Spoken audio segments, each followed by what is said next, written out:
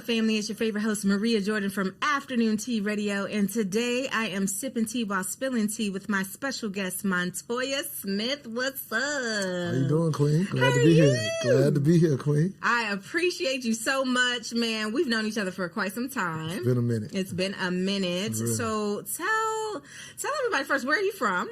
South Carolina originally. Okay. And how long have you been in Atlanta? 2003. So a little while. A little while. Okay. And you actually was in the Air Force. Yep. So tell us about your journey, like, and how you got to where you are now. Well, I think it's a short version in a sense. I actually went to the Air Force Academy, which is a military college. Okay. So we were required to do 6 years. I wasn't military material, so I only did 6. But I did have a dream of being a lawyer for years ago or whatever. Okay. But I ended up not doing it in the Air Force. And one of my best friends. I could see you as a lawyer. I could see you as a lawyer. I understand that. Yeah, everybody said that. But I did so terrible on the LSAT that it was like, you ain't going to go This ain't for you, that. bro. Yeah, this ain't for you. But anyway, one of my best friends, he had always been trying to get into music as an artist, hip-hop artist. Okay. And yeah, we were from a little small 3-stoplight town or whatever, but I had been supporting him even when I went off to college or whatever. He came straight to Atlanta. And so it was always this hope. Well, he's in Atlanta, and Atlanta at the time was about to become what it became. Yes. Way back then.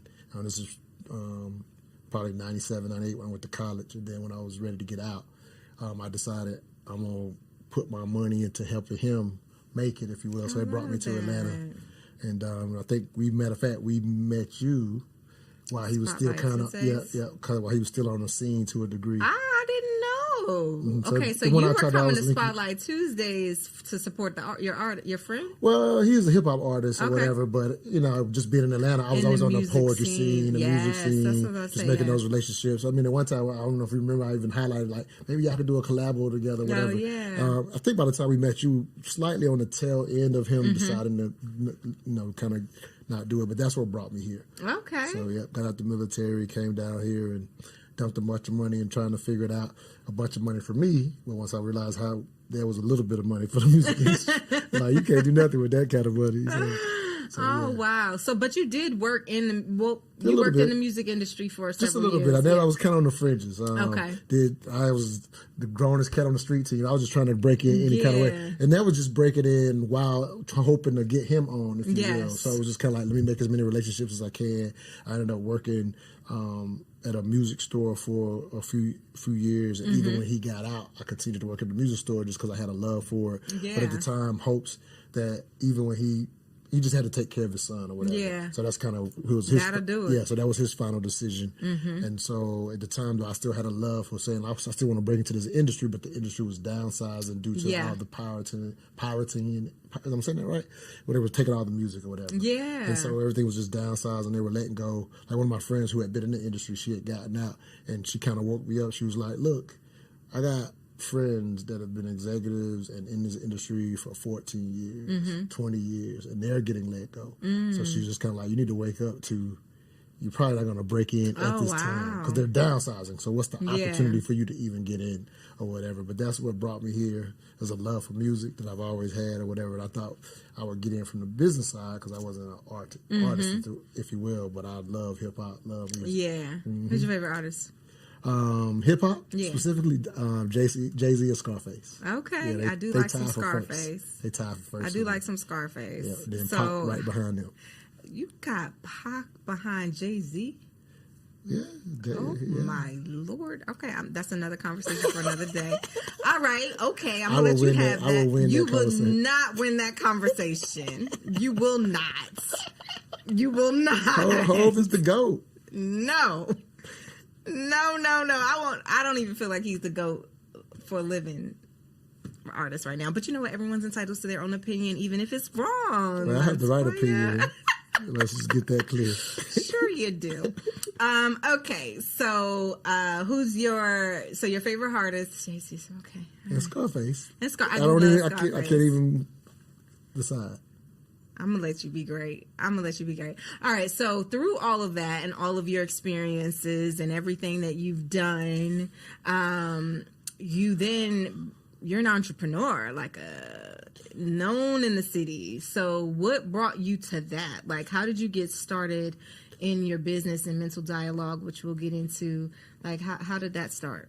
So when I finally give up working at the music store, because now I gotta go find a regular job, if you will. Like, you know, I'm thankful to her, whatever. She was like, "You need to wake up. You're not gonna get into the music industry at this time, or whatever."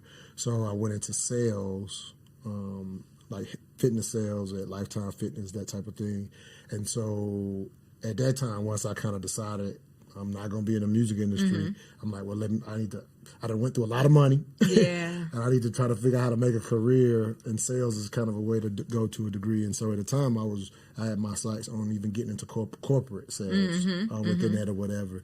And long story short, after a couple of years, I got fired for something I didn't do. Yeah. Or whatever. And that was a whole ordeal in the sense of like having to fight for your integrity. Yeah, whatever. And it was just kind of like I got out-lawyered, even though you know what I mean, in a sense, like, because I didn't realize I was a legal proceeding to do the unemployment, that kind of stuff or whatever. So that was a tough time, but still, since I had a little sales stuff on my resume, I ended up kind of doing a bunch of odd jobs and ended up going into the mortgage industry as basically a refinance. Okay. Refinancing, you know, as a agent, if you will. And so timing hits again, the next little dip in the housing industry, and they I worked for two companies. I went one company, and I went to what I thought was going to be a better company. We went from 73 to 15. So all the new people, whatever. So at that point, I was like, all right, let me get out of this industry. Yeah. And so I decided to go into, but I will say, what happened, I got to put this part of the story. So when I went into the refinance, I started doing, I had already started doing mental dialogue as just a hobby of mine at coffee shops. No, actually, barbershops at the time or whatever. And so what happened was when I went into that corporate job initially, it was too busy to even do it. So what happened was I gave it up, still figuring I'll get back to it. But when I got let go for something I didn't do, I remember how I always hated that I wasn't at least keeping something I love. Yeah. And so I was like, made you reprioritize. It's like I gave it all up for something that now I get let go. And so what happened was I was able to, one of my barber was like, why don't you bring that back or whatever? And so during that little period, there was another guy in South Carolina who had heard about what I've been doing in the barbershops. He was a family friend or whatever. And he had a radio show in South Carolina. So he was like, that thing you're doing in the barbershop, you don't think you can put that on the radio? I hadn't thought about the radio part or whatever. And so he was like, yeah, the same things you're talking about, bring it to the radio. And so, long story short, I started, matter of fact, the same sister that convinced me to leave the business, leave the music alone. Yeah. She was good friends or whatever. And so we would drive, because it was an on-air station in South Carolina where I'm from or whatever. So I would drive 2 hours every Sunday to do an hour show. And I did that for about 3 months. And at that time, everything's transitioning, right? Yeah. So the transition, he was like, I guess he had a little fallout with the station. And he was like, I'm going online. So at that point, it didn't make sense for me because he's doing it online. Yeah. And so for another year, so basically doing mental dialogue, which is the conversations on race, sex, and culture in the barbershop, things that were important to us with the goals, connecting to do business, then we called the show Mental Dialogue as well. So that was the name of the show. Okay. Yeah. So talk further into mental dialogue. And it's such first, I love the name. That is such an amazing name. And not to mention just the conversations and the perspectives that come out of these conversations. So I know that you always had a love for just Black history. What sparked, like, this is what I'm going to do? And what made you really start? Right. So I like to write or whatever. And so I always would write think pieces, some poetry. I never got on this poetry scene or whatever, but I I wrote this particular piece or whatever. I call it. I have a book now called Re-Education of the Negro, and I put it in there and said, "This is the birth of mental dialogue." Now, at the time, I didn't have the name mental dialogue in my head, but it was just a piece, and I was just contemplating on, if you will, our collective position in this country as African Americans. So the piece is just reflective of it, and I was highlighting how immigrants see coming to this is the land of milk and honey, and I'm like, why do they see it that way, and we're unable to see it that way? So that's what I wrote about in the piece. And so what happened was I called my best friend from college after I wrote the piece. I was in a barbershop when I called him. Supposed to get my hair cut. And I ended up talking to him saying, I was like, man, I just wrote this piece. I shared it with him. I should share it with my pieces from time to time. But he was like, man, you got to do something with that, whatever. And I was like, you're right or whatever. And so it was just talking about how do we see that vision. And so what ended up happening was I went into that same barbershop and I was like, about maybe a month later, I was like, hey, can I just do a discussion in the barbershop? But it was in reference to just that piece, birthed the idea to do it. And so my very first barbershop event was October 2008 at Fadeologist. Wow. Shout out to Brother Jay for saying, you could pull this off in here. And I was like, I'm just going to try to have these hard conversations, these difficult conversations on race, sex, and culture. And that's in 2008. October is on the verge of the election for Obama. Oh, so wow. Our very first barbershop discussion was, that's good. Should black people vote for Obama? Ooh. Because I was trying to be like controversial so we could have the dialogues. What's going to bring people here? 3 people showed up. We had a wonderful barbershop event. And I was like, the barbers, y'all know who's going to come.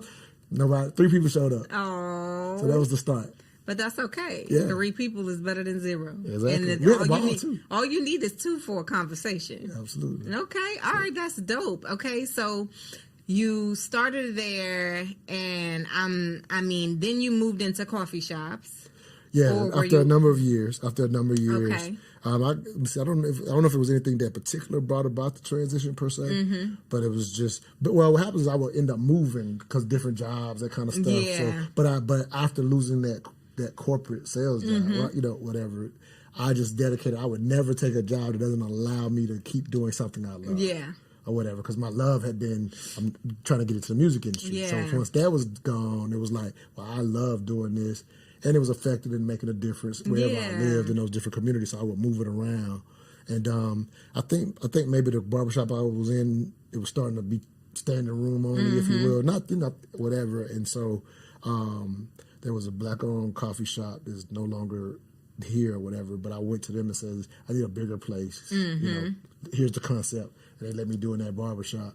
Another transition. So they literally shut down, closed, unexpectedly. Closed the whole venue so that you could use it. Well, no, they closed down. Oh. So I only got to be in the barbershop for like 3 or 4 months, if I remember correctly. Maybe 6 months at the most. And so now that I had a spot that was big enough, I needed to keep it. And so luckily, I ended up approaching Cassandra at Urban Grind and said, hey, I've been doing this at the barbershop. She was like, well, I don't necessarily do it like this. And I was like, work with me. People are going to, people are showing. She was like, what is this concept? It's not a regular concept. Yeah. Having it, whatever. And so she gave me a shot. And that's where I've been. Shout out to Urban Grind here in Atlanta. Yeah. So what has been your most thought-provoking conversation? I would say, again, because we do a radio show by the same name. So we got the mental, I call the coffee shop event, the Mental Dialogue Live Experience. And then I have the talk show. So I say my greatest conversation, which was on the talk show, is, do black men hate their women?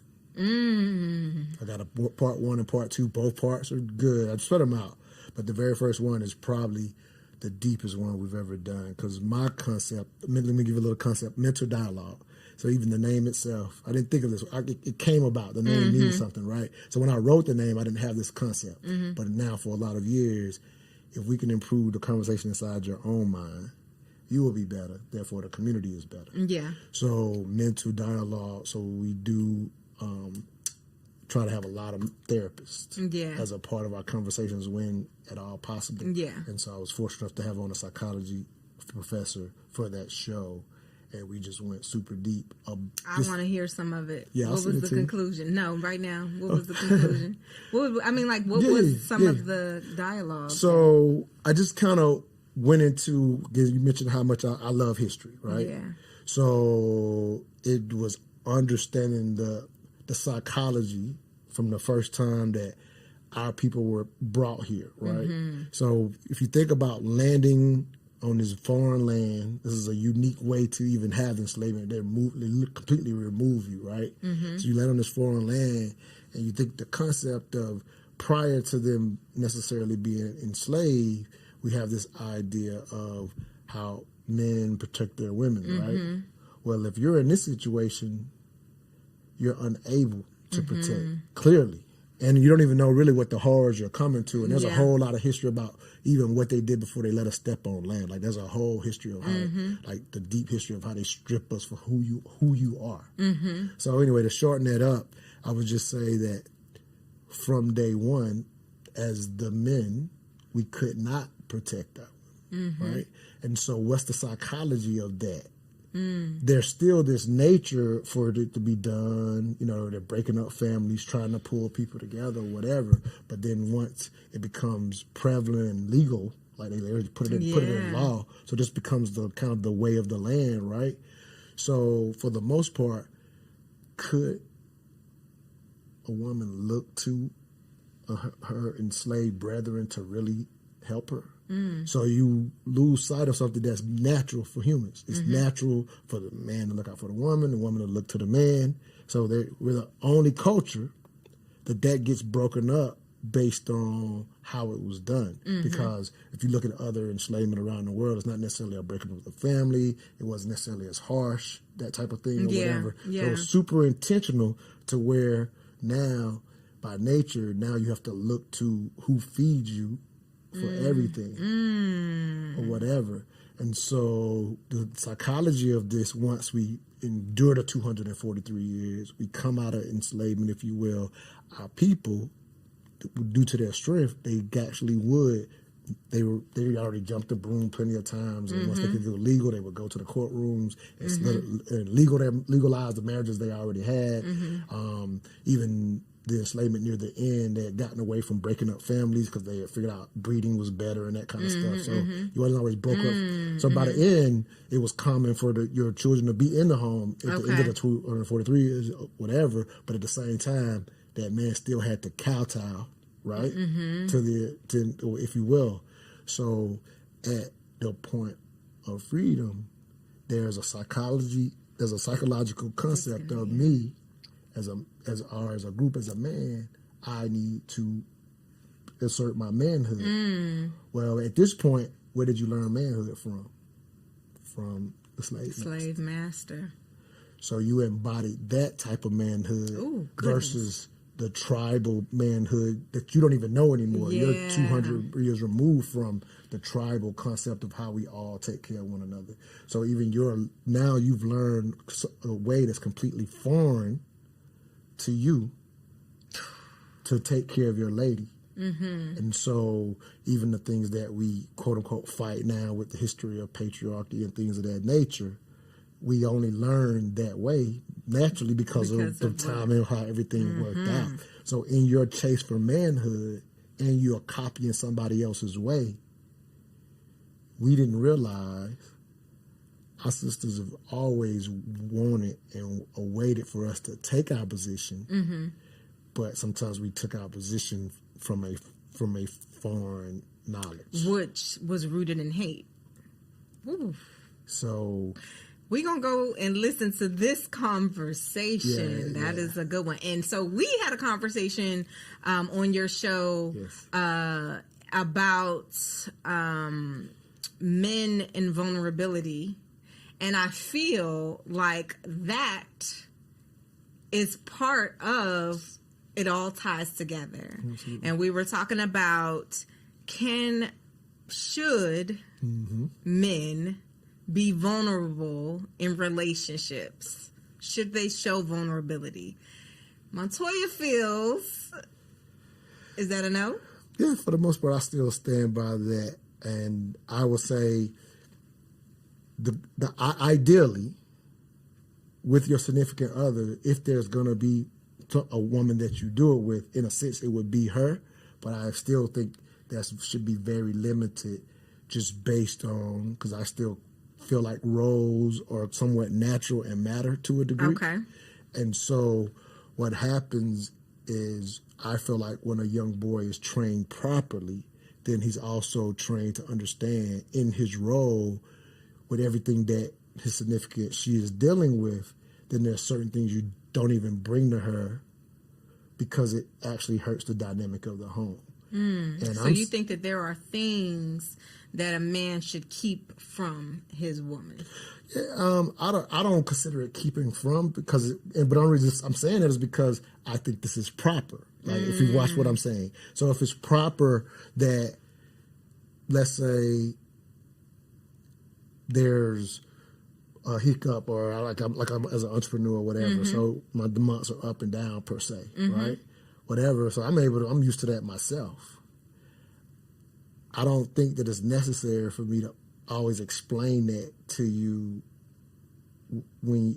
just because you're here. But a big portion of that is, if you chose me, you've got a level of confidence in me.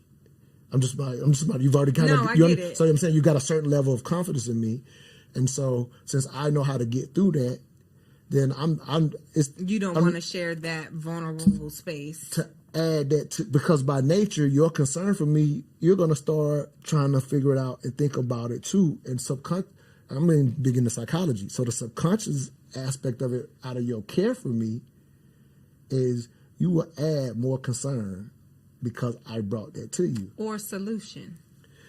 So what happens is, with the right sister, and then again, why would I choose you if you're not the right sister, right? So I'm not saying to you that there are not dialogues I don't bring, and in the event that we got this right, I like brilliant women. So if you're a brilliant sister, then part of the reason you're my wife is because we match in that way. like you navigate. So it's not that I'm not saying don't bring anything to you. That's not what I'm saying. And there doesn't mean that there's never because you deserve me. If it's an issue that is at risk of affecting us, I have to bring that to you per se. Yeah. Because I need us together to figure this out. Yeah, I think it's just important to know that vulnerability is a normal human thing, right? And I feel like, just like we were talking about in the last, you were explaining the conversation that you had about, and talking about the displacement and the divide that we've experienced. I think that has a lot to do with the perspective of, I don't need to bring all this to her, or, I don't want to show vulnerability. Like, I feel like not even, and I think Chris was on the call and he was saying vulnerability is maybe not the best word for it, or emotional is maybe not the best word for it, is what he was saying. But just being fully human and being able and being comfortable with the person that you choose to show all of those things, so that you don't have to have anything pinned up. Like, I feel like I should be able to express everything to my husband, and he should be able to do the same for me. Of course, we have our choices of what to share and what not to share. I just don't want for him to think, because he is a man, that he is less for feeling a way or for sharing something with me. Like, I don't want my husband to ever feel that way. And we did discuss also that requires training, because women we are taught that the man is the provider and the man is strong and the man is this and the man is that. But we also need to soften ourselves in understanding that a man has feelings, and a man can be emotional, and a man can be vulnerable at times too. I just feel like when you're married, it's supposed to be the safe space. I'm not married. I don't disagree with what you're saying conceptually. However, is, generally speaking, it does burn you to that's the experience for most guys. I would say for most guys that coming up. I'm talking about like in your teenage years and your 20s and that type of thing. Just even in having relationships, I think it's natural to, if you really care about someone, to show vulnerability. I think it's actually natural to a degree. I think it happens all the time. Yeah. What the reason the men, I think, in our own personal experiences, how we get to is not smart is because of how it burns you inside of the relationship. And I know you were saying, on our show, how that's with the that you're not having the right person. And so I understood what you were saying on the show. My however is for men, if they get burned 2 or 3 times, it kind of becomes their way the rest of the way. So here's this. It's equivalent to me to a woman being in a relationship and growing into being in relationships and dealing with people who are not faithful, right? So you have these people who play you and who cheat on you or who do these things, and a lot of women experience that, and men too. Right. But it's just for, shits and giggles we'll talk about. So with that, that's something that absolutely affects you. But what it teaches you is that everybody ain't for you. So it doesn't mean that I'm going to change being in relationship and change giving someone a try because I've been dogged out. It just means that, okay, I've been through this experience and this person wasn't for me. Let me look at the qualities of this person and make sure that I'm not putting myself in this position again. And what is it that I'm attracting that is attracting this type of individual? And what can I do different? And let me move forward from that. Because it's not me, it's them. It's and the same goes for a man who's has been in situations and I can imagine being a man how much that could affect you. Absolutely. Like it almost is like a questioning of your manhood when you show vulnerability and someone puts you down or make you feel like you're doing something wrong, right? So I can see where that could make it like, okay, this done happened too many times, I'm not doing that no more. But the reality is that doesn't mean that you were doing anything wrong. That means that it was something wrong with them. Yeah, it ain't. But I don't even think we need that understanding, in my opinion. And I'll say, me, just the men that I feel like I admire in long-term relationships that I've gotten to know and respect and I'm learning from, whatever, the majority of them lean towards not. Chris is one who does, and I'm matter of fact, he and I are in a group called Ndugu, where a lot of those men, they advocate or whatever, but like as a point that Supreme said on the show, if you remember him. Yes, I do. He pointed out that wise counsel in those other groups. So to a degree, as Chris being an advocate of it with that group, they kind of do that for one another, and so with them doing that and being the wise counsel, it limits having to do that at home in a way that she may look at you different. Again, and the women that put in your face, put them aside. No, I agree. But even your sister who... I can see that. Right. I can see that. So, and that's what we were more leaning towards. But I would say currently in society where I feel like enough masculine covering over the last 40, 50 years, now, in my opinion, has men not knowing, don't do that there, do that here. So I think they're doing it amongst one another, and now we have, in a sense, a thought that these men are weak. And I'm saying some of that's coming from those boys have never been shown. That ain't how you show yourself, if that makes sense. No, it does make sense. I think that one of the things that we can do as male and females, black women and black men, is both put in the work. So like, I would rather, by all means, wise counsel, that's a necessity. Women have it, men should have it. That group of people that can give you sound advice, not based on opinion but experience. Those are great things. But I think everyone should have that. But I also think that instead of saying don't share that with your wife, go to the wise counsel. I would say take time to learn and to teach your wife, and y'all put in the work together, and you go to therapy and she go to therapy, and y'all get to a place where she can receive and you can give, and y'all work on yourselves instead of always having to rely on an outside source. So I think that's an ideal conversation. I feel, and it's part of the reason why I do the work on mental dialogue. Yes, is the conversation we had.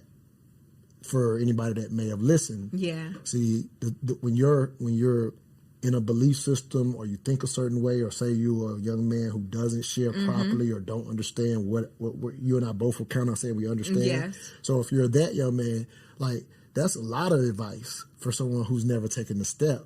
So that's why I do the net. That's why I do the conversations. The conversations is, all right, let me let you hear somebody who sees it the way you see it, and let's give you the seed. Because these young boys may have never have wise counsel. So that's a step way. Because to work on yourself, everybody agrees to that. But how many people are doing it, and why don't they do it? Because of the psychology. So I'm just highlighting that. That's why the hard conversations are just sometimes just the seed for one step. Then if they get that step, maybe hopefully they hear another seed to take another step. Because with mental dialogue and all these therapists, I have watched people literally take a year and a half to finally go get therapy. Yeah. But I'm able to see it because they're in my group. Yeah. And I also understand that it's going to take that time for certain people based on their situations. No, I get that. And you have just experienced mental dialogue. That's exactly it. That's what it's about right there. Oh, I love it. So I want you, thank you. Thank you so much for joining me today. Absolutely. Thank you for having the conversation with me, for opening space for these conversations and creating space for the necessary conversations, especially within our community. Is so necessary. It's a necessity. So can you tell everyone about where they can follow you, Absolutely. About the live experience, the podcast, also the community? Absolutely. Go ahead and let them all know. Absolutely. MentalDialogue.com is how you find any and everything that's related to the Mental Dialogue Community Club. That's what we call it. Every third Friday, we have the Mental Dialogue live experience, which is this Friday. Our tough discussion on Friday is the future of the Black vote. Special guests, featuring Supreme Court Judge candidate, Attorney Robert Patillo. And again, we're going to have a dialogue about the future of the Black vote.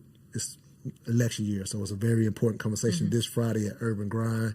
And then the talk show is an audio-only talk show on Blog Talk Radio every Saturday morning, but you can go to mentaldialogue.com. You can call in and participate in our hard conversations. So I think that's everything. And I just released a book a year ago, Re-Education of the Negro, Necessary Conversations on Race, Sex, and Culture. And I'm about to get it put in the Dew bookstore, a famous bookstore here this week in Atlanta. So you can go to Amazon and find the book. Thank you so much, Maria, for the time. Thank you. Thank you guys for listening. It's your favorite host, Maria Jordan. Make sure you are definitely following Mental Dialogue and also Afternoon Tea Radio podcast. Make sure you subscribe to our YouTube as well as our iHeart Radio. And every Thursday at 12 p.m. Eastern Time. Thanks for listening.